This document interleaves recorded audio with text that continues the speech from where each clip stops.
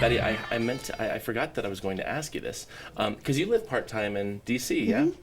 We just ran a great Washington Post story last week about the black market there, the Harris market, I believe they're calling it. But I mean, what is that like compared to this? I mean, the way I read it, it's like you either have your medical license, and that's not a very well-sourced place, or you're getting it on the black market, or you know, what's it feel like living there and buying cannabis? If you can share that with us. I have never purchased cannabis in Washington D.C., so I don't know.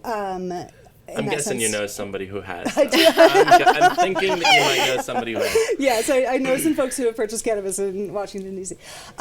You know, I know people with their medical cards who are shopping at this small handful of stores, or the one store that they're permitted to go to, and that's a very challenging experience because the D.C. model is tremendously restrictive in terms of cultivation ability. So it's mostly Blue Dream and Sage. You don't see much else.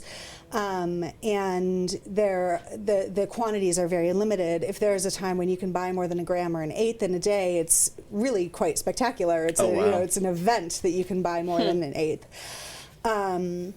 So people who are heavy-duty patients have to go into the stores very, very frequently. People who and sometimes have to rely on the underground market yet. But we are starting to see some really interesting shifts happening in the home cultivation world, and that's why home grow is so important with these initiatives.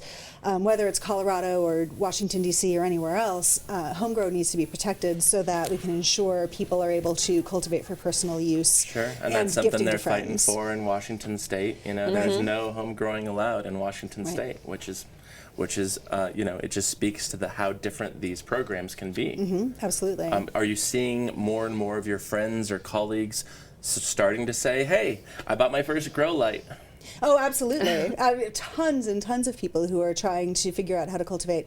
And also seed exchanges, which is really exciting. Sure. We've got, you know, the folks who ran the initiative hosting seed exchanges where thousands and thousands and thousands of people are lining up to legally access cannabis seeds and start their home grows. And if that's not an indicator of how much we need stores, I don't know what is, because of course home grow is a wonderful thing for those people who are interested in doing it, and for everybody else it's a total hassle.